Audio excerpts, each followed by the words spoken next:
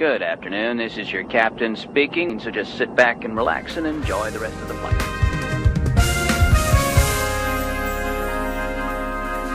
Satu tiga tiga, this is your captain speaking, bareng aku, Modus Deket Enjoy, dan partnerku.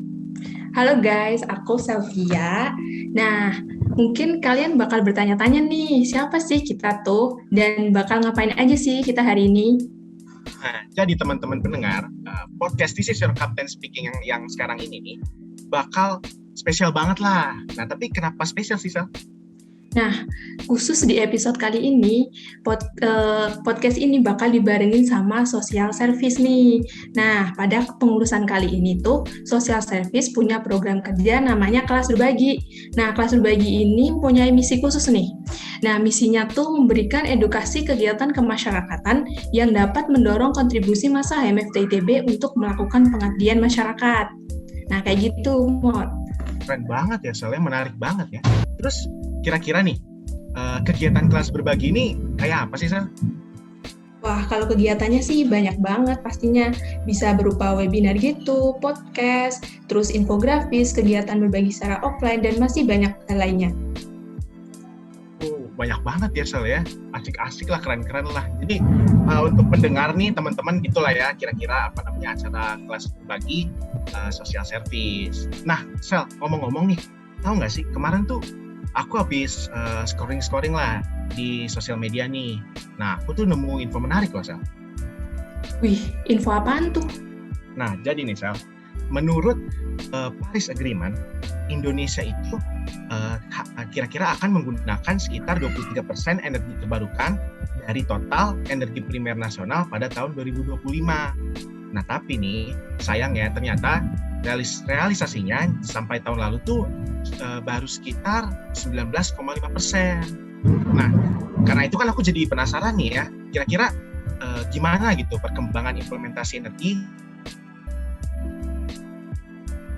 gitu kan. Terus kita juga, aku jadi penasaran gitu loh, kira-kira kita nih sebagai istilahnya mahasiswa lah ya, mahasiswa khususnya fisika teknik, gimana sih caranya supaya kita bisa ikut berkontribusi gitu. Misalnya kan kita bisa nyambungin ke pengabdian masyarakat gitu ya, atau misalnya bisa mengimplementasikan lah keilmuan kita gitu.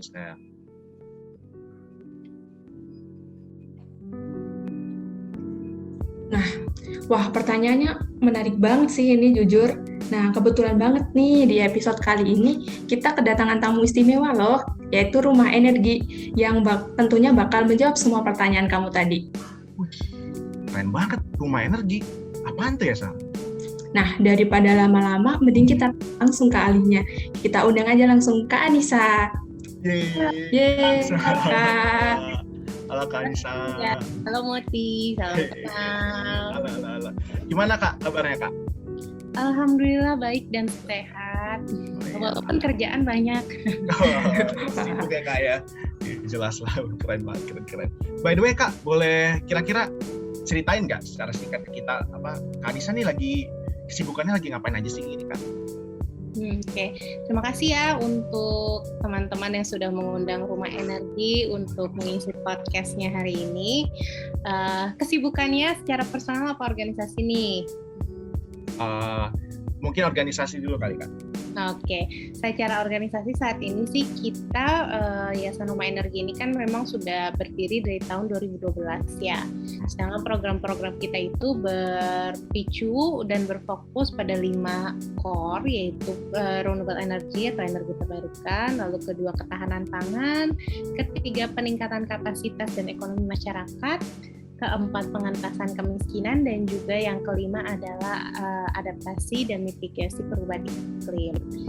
Nah itu sih, jadi memang program-program kita nih, kesibukan kita nih sehari-hari bergerak di fokusnya di 5 core itu.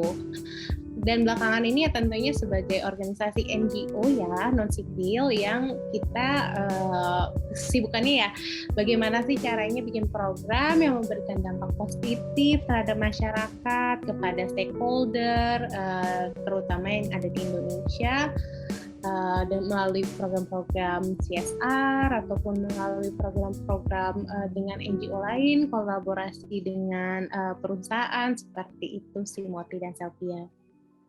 Wih, keren banget sih Kak tadi yang 5 core itu ya Kak ya. Keren. Kalau kira-kira Kak Anissa bisa ceritain juga kalau secara personal nih, Kak Anissa ini lagi sibuk ngapain aja? Secara personal tentunya karena PPKM setiap harinya kerja. Jadi itulah kesibukan saya, dan tentunya harus dibalance ya antara life dan work. Jadi untuk selain habis kerja harus me time, harus tahu cara nge-venting out atau melepaskan jenuh penat yang kita sudah pusing kerja mikir gitu. Nah, itu baiknya kita ada me time-nya. Setuju banget sih Kak. Jadi istilahnya pekerjaan sama me time itu harus tetap balance ya Kak ya, supaya istilahnya kesehatan mental kita juga masih keurus gitu ya Kak. Iya betul. Kalian juga sebagai mahasiswa juga harus tetap study and life itu harus balance. Tapi jangan keberatan sebelah ya. Siap Kak. Bener setuju. Oke Kak. Oke. Nah, aku lanjut aja kali ya Kak. Jadi gini teman-teman pendengar, kan ada ya istilah tak kenal maka tak sayang gitu kan. Nah, supaya kita dan teman-teman HMFT nih ya kan lebih kenal lagi nih ya dengan Rumah Energi, boleh nih Kak Anissa mungkin istilahnya menceritakan lah gitu sejarah singkat Rumah Energi gitu. Kenapa gini Kak, kayak kenapa sih harus ada Rumah Energi gitu? Baik, thank you. Kenapa harus ada Rumah Energi? Tadi balik lagi kita core-nya di 5 itu ya, Moti dan Selvia. Nah, kenapa harus ada Rumah Energi dan NGO lainnya yang bergerak di bidang lingkungan, energi terbarukan maupun pemberdayaan komunitas atau community development? Karena yang pertama, perubahan iklim inevitable, tidak bisa dihindari, yang sekarang sudah baru kemarin keluar IPCC report yang terbaru. Jadi itu untuk kalian para mahasiswa cukup membacanya aja, walaupun report kayaknya bakal berat gitu ya, bakal penuh angka, but it will be your asset for in the future gitu, karena saat kamu membaca report, saat kamu membaca jurnal ataupun bahkan artikel lah, karena kan banyak tentunya artikel yang membahas tentang report tersebut ya, itu kamu bisa menambah wawasan. Jadi saat nanti job interview kalau sesuai dengan kalian gitu ya, sesuai dengan passion kalian, nanti pasti akan ditanya, kalian tahu apa sih tentang isu ini gitu. Itu sangat amat comes in handy kalau kalian sering-sering baca artikel ataupun jurnal ataupun report gitu ya. Nah, balik lagi bahwa perubahan iklim itu sangat amat inevitable dan sangat amat nyata saat ini, dan Rumah Energi ingin memberikan solusi lah untuk adaptasi dan mitigasi perubahan iklim. Dan tentunya kalau kalian tahu nih, salah satu aja masalah di Indonesia yang mungkin kalian belum tahu gitu ya, mungkin ada yang tahu, ada yang belum tahu. Jadi setiap tahunnya tuh Indonesia itu mengimpor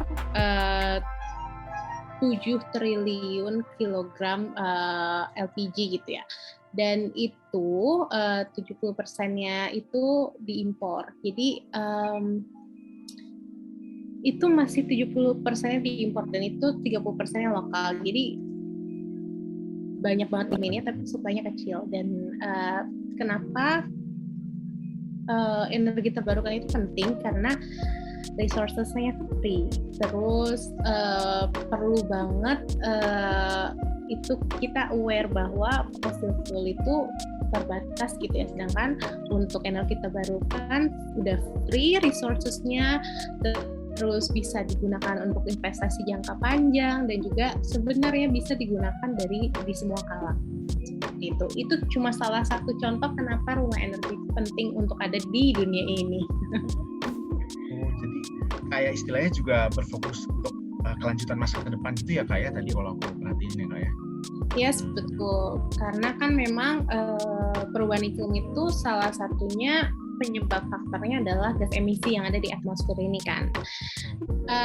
Untuk gas emisi itu tuh begitu penting untuk di-address isunya, karena gas emisi itu tuh sangat berbahaya, berkali-kali lipat dari karbon dioksida. Jadi perlu banget diadres, dan salah satunya program kami itu program biogas rumah itu mengadres itu gas emisi, dan kami biogas itu ada goal untuk penurunan gas emisi, dan ada studi sebenarnya pada tahun 2035 bahwa 90% jika business as usual seperti sekarang itu kotoran hewan yang tidak terproses itu akan berkontribusi sangat besar terhadap gas emisi di atmosfer. Jadi kebayangkan dari semua ternak sapi yang ada di Indonesia, 90%-nya kotoran hewannya tidak terolah. Jadi itu begitu banyak gas metana yang akan tersumbang ke atmosfer. Keren banget ya Kak, rumah energi nih. Buset. Bener-bener kayak apa ya, aku sih ngeliatnya bener-bener apa yang aku paling garis bawahi, peduli akan kelanjutan masa depan itu sih Kak, soal energi sih. Keren banget sih. Iya dong, atas masa depan kita semua. Oke Kak. Nah, aku mau bertanya lagi nih ya Kak. Kira-kira nih Kak Anissa udah berkecimpung di ranah energi nih, kayaknya aku perhatiin udah lama banget nih ya Kak ya. Nah, menurut Kak Anissa seberapa penting sih implementasi teknologi energi ini di kalangan masyarakat berkembang gitu seperti saat ini? Ya, pertanyaan akhir apa? Moti, tolong, mohon maaf. Seberapa penting implementasi teknologi energi di kalangan masyarakat berkembang gitu Pak? Oke. Pentingnya untuk implementasi energi terbarukan ya, itu sangat penting karena balik lagi bahwa fossil fuel atau bahan bakar fosil itu sangat terbatas dan tidak ramah lingkungan, tidak baik terhadap lingkungan, dan juga sebenarnya orang berpikir economically it's good, but in the long term it's not, kan?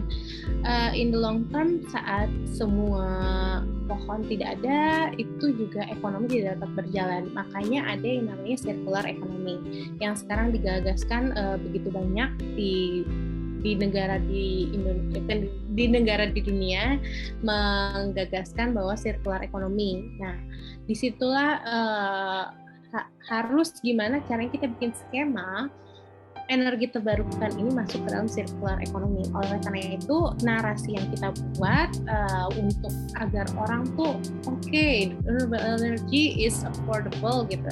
Renewable energy bisa kok dijangkau, murah, dan bisa untuk siapa aja. Karena sebenarnya renewable energy itu memberikan investasi dan juga masuk ke dalam skema circular economy gitu. Kalian tahu nggak circular economy itu seperti apa? Boleh. Coba aku balik nanya. Aku kurang tahu aku jujur. Aku juga kurang tahu sih Kak. Mungkin boleh dijelasin lebih lanjut.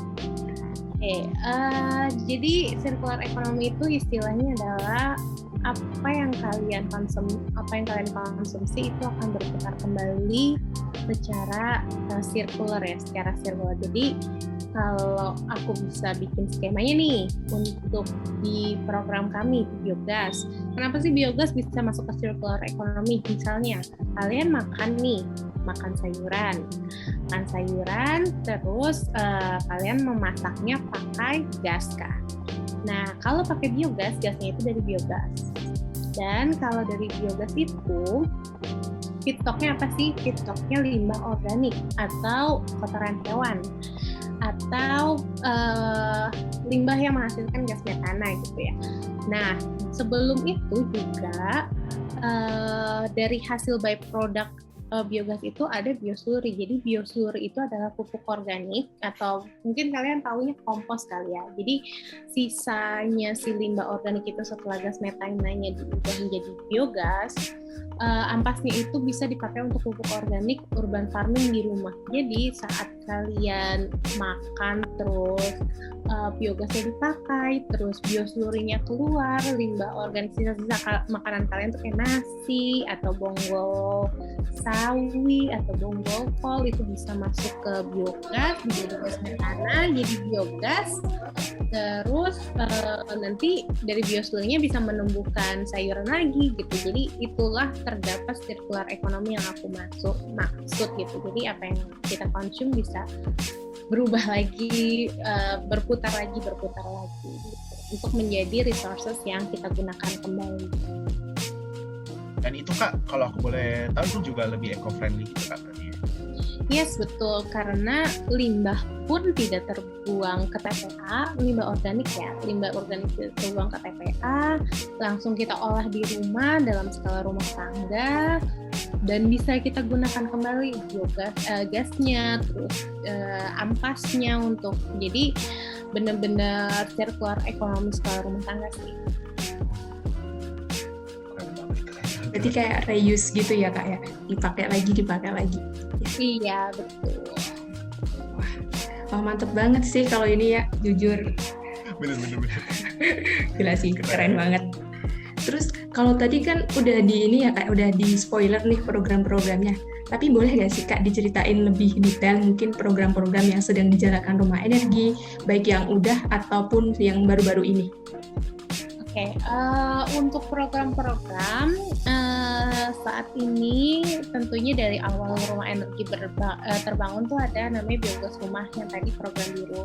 Lalu kita juga ada program-program pertanian berkelanjutan, yaitu CS atau Climate Smart Agriculture, yang mengassist atau mendampingi, membantu para petani untuk mengaplikasikan pertanian berkelanjutan. Contohnya seperti pemakaian biosuri atau memakai water harvesting tank, terus membuat water drip irrigation system untuk para petani gitu ya.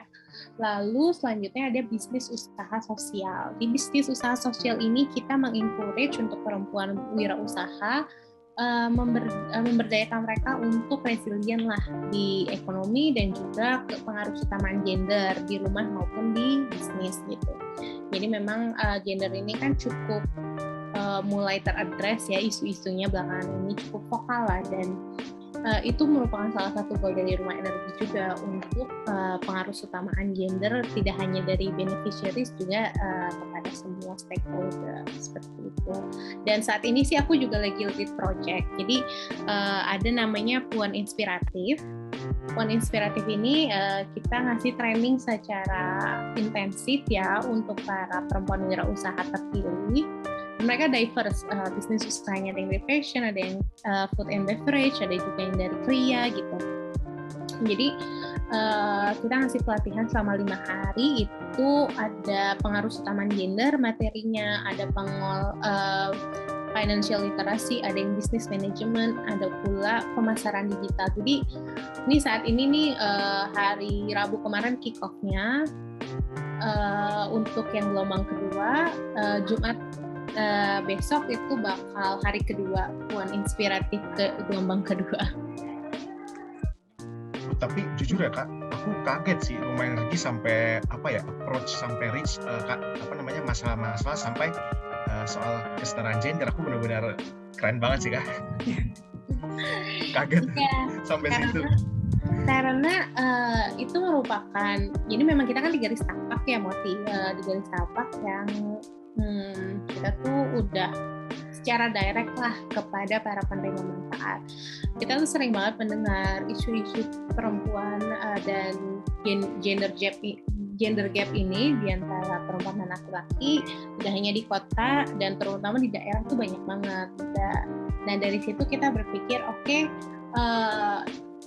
ini akan dimasukin ke goal kita untuk adanya pengaruh keutamaan gender ini, penyamarataan peran di dalam keluarga, penyamarataan peran juga di dalam bisnis gitu. Jadi memang mesti di-address sih, jadi nggak cuma secara internal, tapi kita juga membagikan ilmu keluar. Keren banget ya Sally. Keren banget sih, jujur. Tadi aku juga habis lihat story-nya sih yang Puan Inspiratif ini. Jadi ya, kayak gitu. Jadi lebih kebayang gitu programnya. Good. Oke, Kak Anissa, by the way aku juga penasaran deh, Kak Anissa nih udah berapa lama Kak di Rumah Energi Kak? Berapa lama? Coba tebak. Kak, 2 sampai ya Kak? Enggak, jadi September ini aku bakal 2 tahun sih. Berarti udah 2 tahun tuh, project atau program apa sih yang Kak Anissa tuh paling istilahnya berkesan lah gitu menurut Kak Anissa gitu? Boleh diceritain nggak, Kak? Kalau diceritain jujur paling berkesan sih si Puan Inspiratif ini ya. Jadi Puan Inspiratif ini tuh baru banget sebenarnya tahun 2021 April kemarin pas Kartini. Itu aku didelegasikan untuk melihat project ini. Awalnya juga aku yang, gimana ya? Tapi apa yang membuat ini berkesan banget? Karena ini intensif training dan sebenarnya training yang secara kekeluargaan ya menurut aku yang nggak cuma hit and run gitu, tapi kita juga suka ngobrol sama masih sering ngobrol sama partisipan gitu.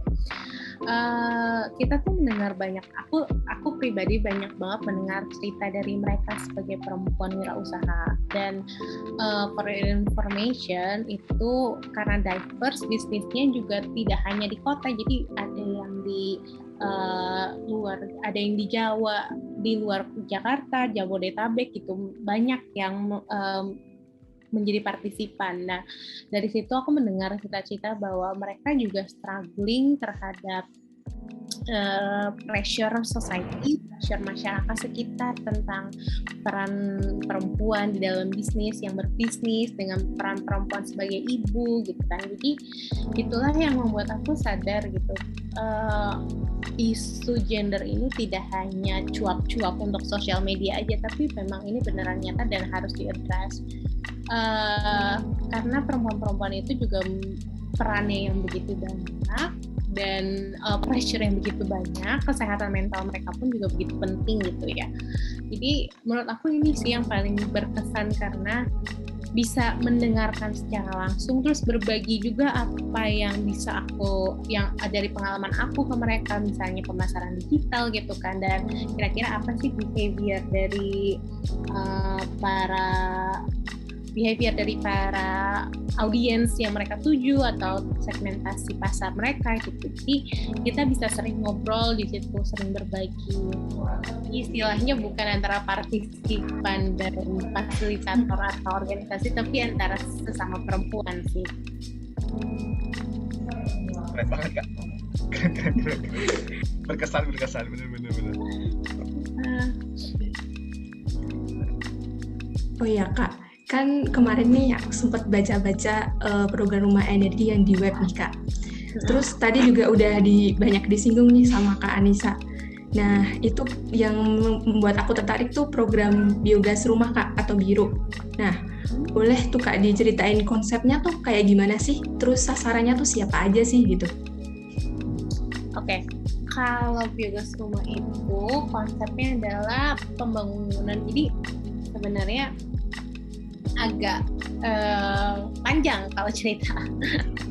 Biogas rumah ini sebenarnya diinisiasi oleh Dipos dan Kementerian SDM awalnya pada tahun 2009. Yang selanjutnya, kalau yang belum tahu, Dipos itu adalah organisasi non-sipil dari Belanda ya, yang sekarang adalah Yayasan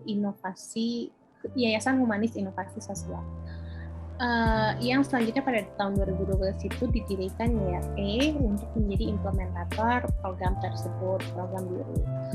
Hingga saat ini, jadi itulah sejarahnya program BIRU. Nah, kalau misalnya untuk konsepnya, jadi kita ini multi-stakeholder program yang melibatkan dari berbagai golongan pemerintah, masyarakat, microfinance institution, lending partner, terus koperasi, dan juga kelompok ternak yang ada di Indonesia.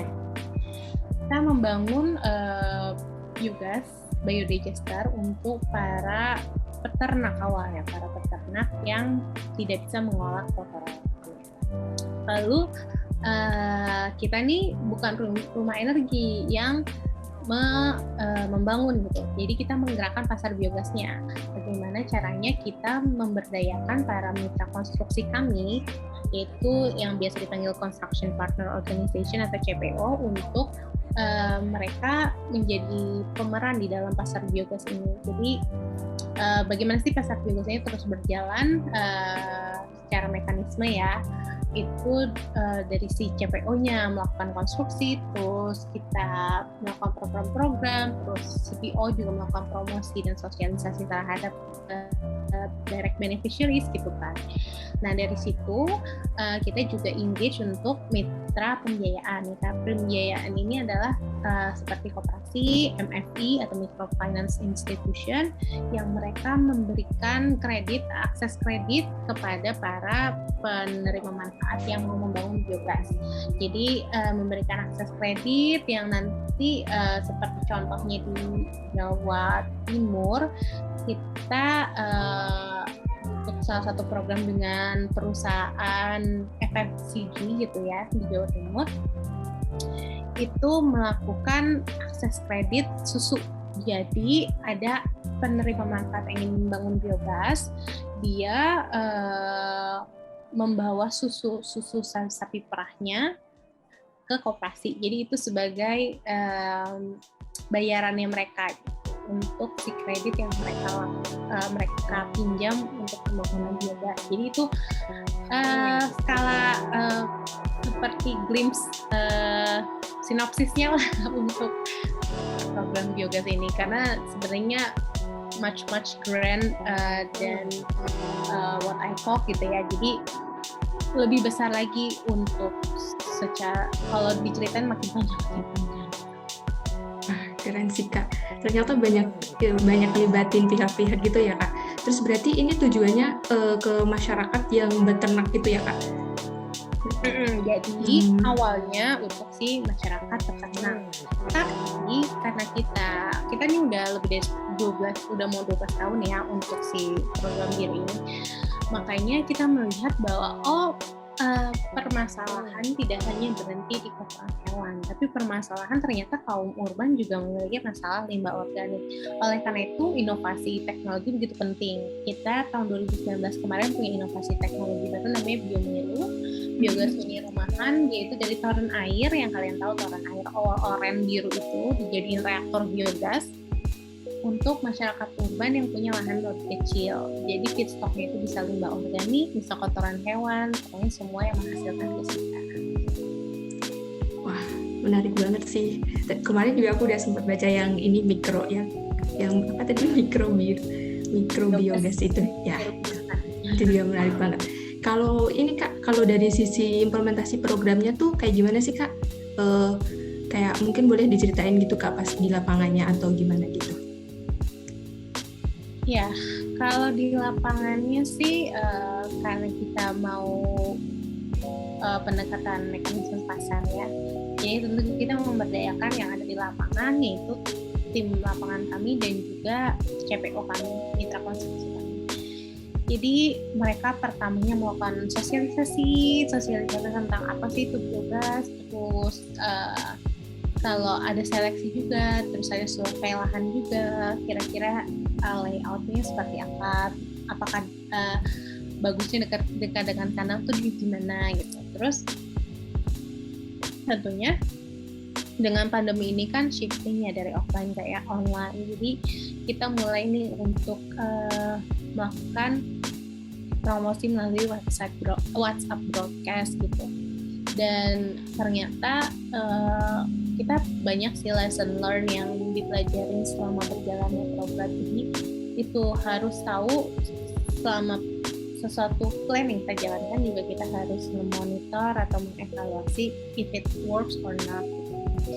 Nah, selanjutnya untuk online itu kita juga dengan implementasinya dengan nggak hanya dengan direct beneficiaries, juga tentunya dengan audience. Gimana sih cara kita untuk menyampaikan message organisasi dan program kepada publik gitu ya. Terus aku tuh ada satu lagi tapi aku lupa yang mau aku sampaikan apa. Mungkin itu aja dulu. Oke, baik Kak. Nah, kalau misalkan kan selama implementasi ini pasti perjalanan cukup panjang gitu kan Kak. Kira-kira ada hambatan gitu nggak Kak? Terus boleh dong diceritain hambatannya kayak gimana? Oke. Yang pertama hambatannya pandemi ya. Jadi mobilitas dan logistik kan dibatasi. Itu merupakan salah satu tantangan kita sih untuk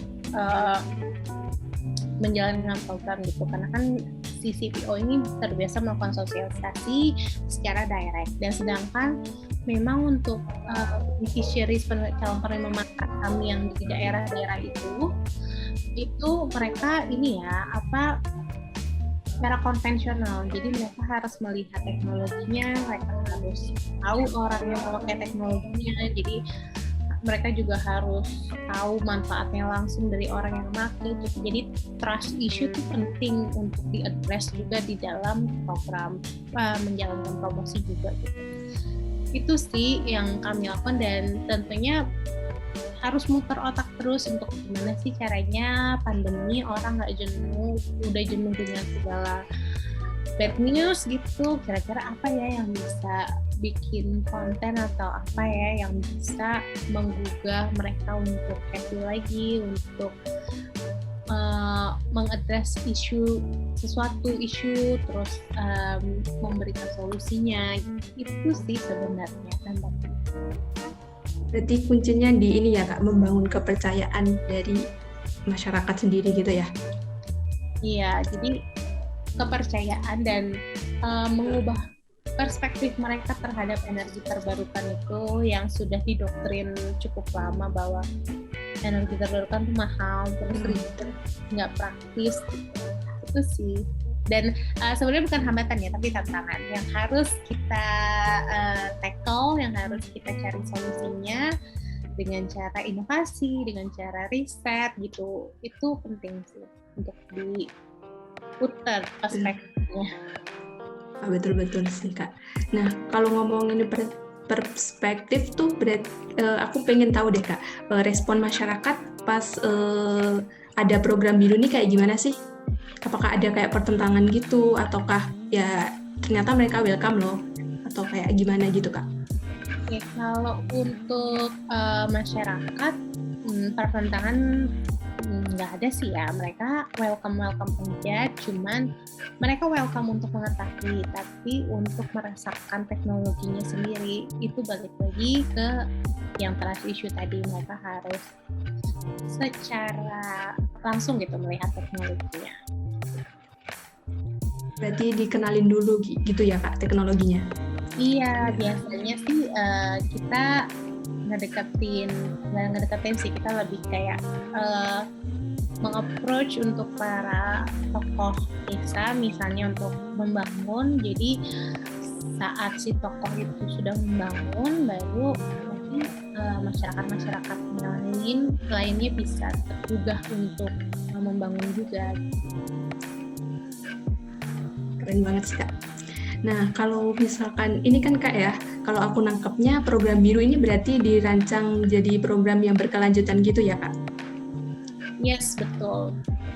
Kita sih rencananya mau ini ya, yang target berkontribusi target 1 juta biogas rumah di Indonesia. Semoga tercapai ya.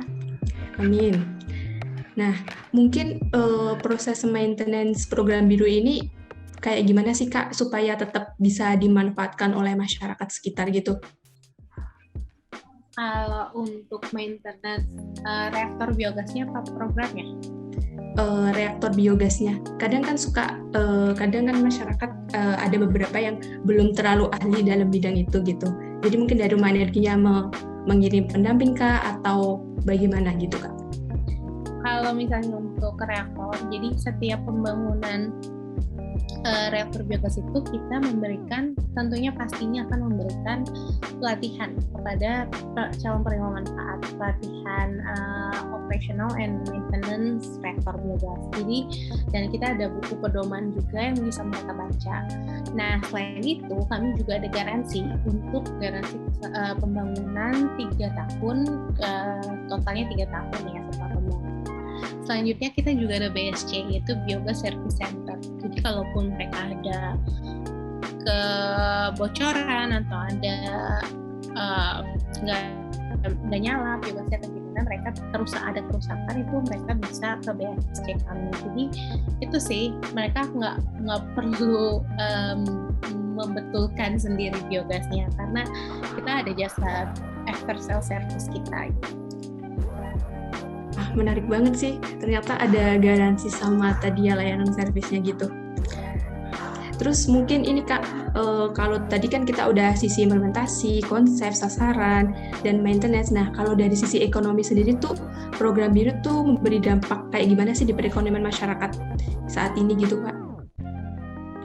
Kontribusinya cukup signifikan ya. Jadi kalau untuk masyarakat, mereka tuh bisa memanfaatkan secara ekonomi penghematan pembelian LPG misalnya, mengganti menjadi biogas. Lalu selanjutnya adalah pemanfaatan pupuk organik biosuri.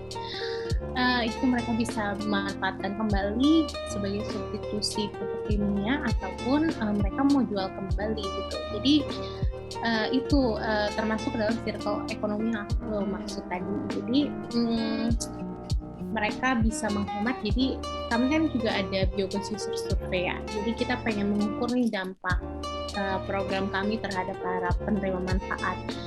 Di biogas user survey itu tuh ketahuan. Jadi penghematan mulai dari 50.000 per bulannya pembelian LPG, secara rata-rata 2-3 tabung LPG 3 kg yang mereka hemat untuk sehari-harinya per bulan ya. Per bulan 3-3 tabung LPG 3 kg. Lalu untuk biosuri untuk setahunnya itu tuh bisa sampai 2,1 juta. Jadi dari 200.000 hingga 2,1 juta uang yang mereka hemat itu setara dengan 100-130 kg beras untuk setahun ya. Itu penghematan dari biosuri, pemanfaatan biosuri. Wah, berarti sangat membantu perekonomian masyarakat ya Kak, semuanya jadi serba hemat gitu. Mantap. Nah, iya, that's why we call it circle economy. Betul sih Kak, circle economy itu penting. Nah, mungkin setelah dengar cerita tentang program biru ini, aku jadi keinget ini deh Kak, program reaktor biogas di Desa Mitra HMFT. Nah, aku mungkin izin cerita dulu kali ya Kak. Nah, jadi sebenarnya Social Service HMFT ITB itu punya Desa Mitra. Nah, kalau dihitung sampai sekarang sih udah jalan 5 tahun lebih gitu, Kak. Nah, lokasinya tuh di Kecamatan Pengalengan gitu, udah. Nah, dan Pengalengan kan terkenal dengan susunya Kak ya. Pasti warga sekitar mayoritasnya beternak gitu. Nah, dulu tuh sempat ada implementasi reaktor biogas di situ Kak. Nah, itu tuh program dari dosen TF, dan dibantu dengan mahasiswa TF. Nah, mungkin awalnya sih berhasil gitu Kak, dan bisa dimanfaatkan oleh warga sekitar gitu. Tapi lama-kelamaan tuh ada beberapa masalah di maintenance gitu Kak. Terus akhirnya sekarang reaktornya udah nggak bisa dipakai lagi deh. Mungkin dari Kak Anissa yang udah berkecimpung di program biru tadi, ada tips nggak sih buat maintenance implementasi biogas di masyarakat? Untuk sarana rekomendasinya lebih ke ini sih, karena kan reaktor biogas itu kan mereka pakai proses yang cukup organik ya, proses organik. Jadi kita tuh harus mengetahui sebenarnya, banyak tanya-tanya kalau misalnya saat pembangunan gitu, banyak tanya-tanya, ini tuh teknologi, banyak curious lah, banyak penasaran. Ini gimana sih kok bisa jadi gas atau gimana? Jadi nanti saat kita sudah mengetahui, paham tentang teknologinya tuh, kita bisa cari tahu kira-kira nih apa yang bisa kita lakukan. Terus kalau tiba-tiba ada suatu kerusakan atau apa, kita bisa analisis gitu, ini dari mana ya kira-kira, walaupun bukan kita yang benerin, tapi kita bisa tahu nih analisisnya. Dan untuk implementasi juga tentunya untuk maintenance sih kita harus bersih dan harus namanya konsisten, mengisi setiap hari, terus bersihin kompor juga setiap harinya gitu. Kan suka ada minyak-minyak di kompor itu dibersihin, jadi biar prosesnya pun juga tidak menghambat gitu. Kalau misalnya kotor kan kompornya, jadi tidak higienis untuk masak gitu. Jadi itu sih, kita harus menjaga kebersihan dan konsistensi. Menarik banget sih tipsnya Kak. Nah mungkin kalau misalkan nih ya Kak, HMFT ITB jadi ngelanjutin program reaktor biogas. Nah kalau misalkan boleh nggak sih minta bantuan saran atau konsultasi ke rumah energi gitu? Kira-kira nih Kak. Bisa aja, bisa kita konsultasi bisa. Karena kan kami ada tenaga ahli juga ya. Tapi balik lagi, kalaupun itu teknologi yang bukan kami bangun, kami tidak bisa deep dive gitu terhadap konsultasi yang kita berikan, karena itu bukan standar kami. Maksudku lebih ke kita kan punya standar sendiri untuk pengembangan biogas. Jadi jika memang biogas itu dibangun oleh orang lain atau organisasi lain, kami tidak bisa secara deep dive itu apa sih kesalahannya, karena itu bukan blueprint dari grand design kami. Itu sih Sylvia. Tapi kalau misalnya mau tanya-tanya tentang biogas secara general gitu, tentunya kita bisa sih meng-provide itu. Siap Pak, mantap. Sip. Menarik banget sih ya tadi. Keren banget. Nah mungkin ini kali ya. Kira-kira nih menurut Kak Anissa, kita sebagai mahasiswa teknik fisika gini bisa nggak sih berkontribusi di ranah energi gini, terutama dalam implementasinya gitu Kak? Jadi gitu. Kalau aku boleh jujur, sebenarnya pilihan major kuliah kalian tuh tidak menentukan karir maupun passion kalian. Tapi mungkin tidak menutup kemungkinan bahwa passion kalian tuh kalian masuk ke jurusan TF misalnya karena passion kalian, tapi belum tentu 3 tahun mendatang atau 5 tahun mendatang kalian tidak menemukan passion lain gitu kan. Jadi sebenarnya aku akan membalikkan lagi ke individu. Untuk kalian yang ingin berkontribusi untuk energi terbarukan tuh bisa banget. Pertama, kalian bisa membantu kampanye kami, karena kampanye itu adalah kalian tuh vokal gitu. Jadi kalian bisa membantu kami melakukan kampanye dan advokasi kepada pemerintah. Kalian juga bisa aktif untuk follow sosial media dan juga mengikuti kegiatan-kegiatan kami. Dan bisa juga kalian misalnya nih dari TF punya komunitas, kita ini beli solar panel untuk apa misalnya gitu, untuk toren air atau irigasi di taman. Itu kalian patungan tuh bisa loh untuk mencari tahu gimana sih kalian merasakan langsung implementasi dari teknologi energi terbarukan. Kalian juga walaupun tidak mau purchase energi terbarukan, kalian bisa cari tahu menjadi agent of change kita melalui kampanye. Itu sih. Menarik sih Kak.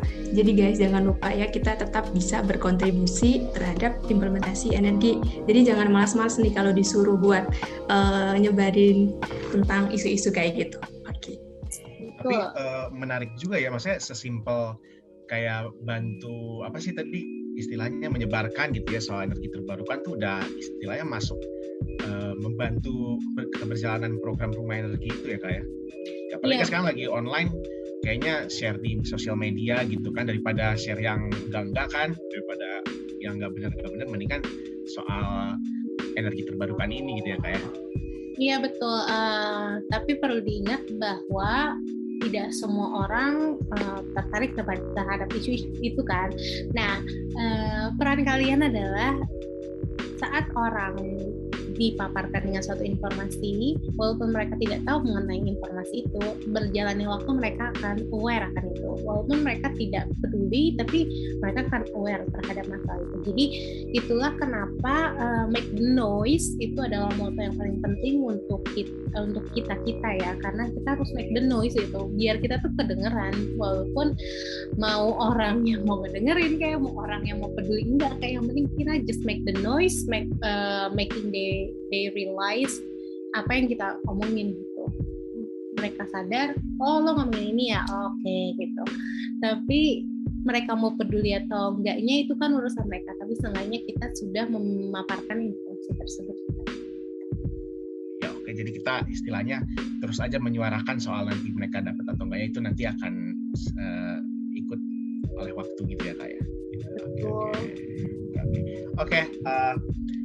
By the way teman-teman pendengar, kita udah gak kerasa nih ya, udah ngobrol bareng Kak Anissa nih udah hampir sejaman ya Sel ya? Atau belum nyampe? Udah 30-40 menitan nih ya. Nah, kita udah di penghujung nih, di penghujung podcast.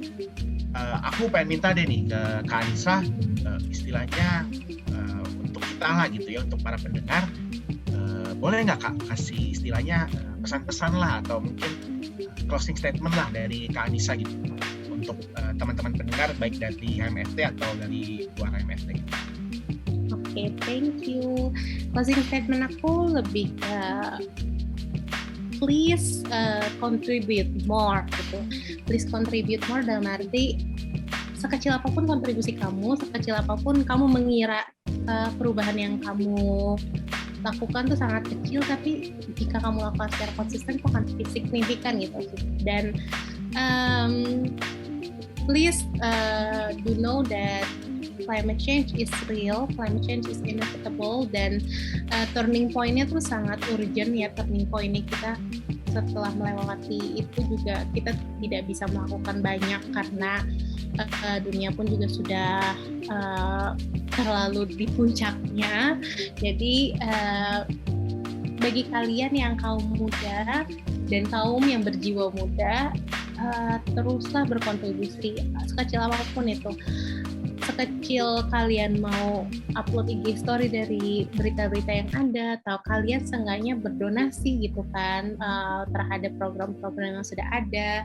Dukunglah kami yang juga bergerak untuk mendorong isu ini gitu, untuk membuat isu ini, memberikan solusi untuk isu ini. Jadi bantu kami untuk membantu kalian seperti itu. Wah, mantap banget nih. Jadi guys, ingat nih pesannya Kak Anissa. Jangan malas berkontribusi walaupun itu sekecil apapun. Nah, mungkin di sini terakhir aku mewakili masa HMFT ITB mau mengucapkan terima kasih banget nih ke Rumah Energi dan Kak Anissa karena udah meluangkan waktu untuk berbagi ilmu dan pengalaman yang sangat menarik, yang sangat menginspirasi di podcast Kelas Berbagi ini. Nah, untuk kedepannya semoga lancar terus buat segala urusannya ya Kak. Iya Kak, terima kasih banget ya Kak. Pokoknya istilahnya semoga terus semangat Kak Anissa dan Rumah Energi gitu kan, semoga terus sukses lah gitu kan, supaya terus bisa memberikan dampak-dampak baik ya untuk kita dan untuk masa yang akan datang gitu Kak. Oke. Amin. Terima kasih teman-teman sudah mengundang kami. Nah, tapi Kak, sebelum sama Sel, sebelum ditutup banget nih, biar seru ya, kayaknya kita kasih pantun kali Sel. Boleh banget sih. Berasik gimana?